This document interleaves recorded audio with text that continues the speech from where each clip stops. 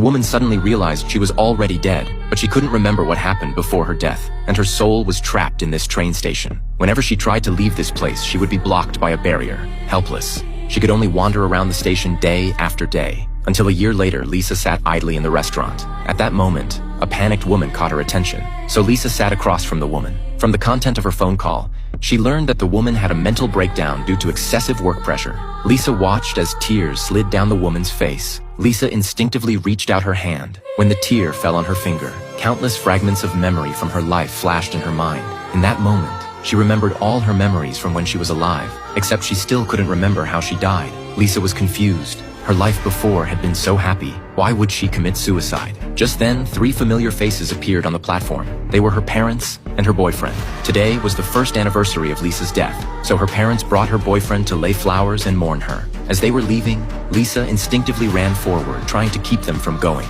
Unexpectedly, a miracle happened. This time she could easily pass through the barrier, which meant she could finally leave the train station. She suspected the disappearance of the barrier must be related to her parents and boyfriend.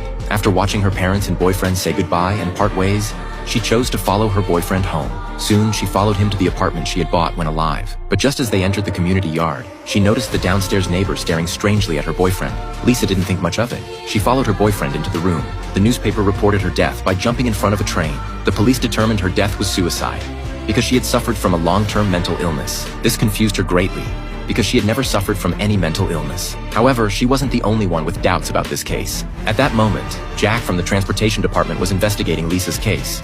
Although the police ultimately ruled Lisa's death a suicide, according to the records, Jack discovered Lisa hadn't left a suicide note before her death. Moreover, Lisa had climbed over a fence to enter the station that night. Obviously, this didn't seem like something a suicidal person would do. Jack stared at the station map, carefully observing. Finally, he found a breakthrough point in this case.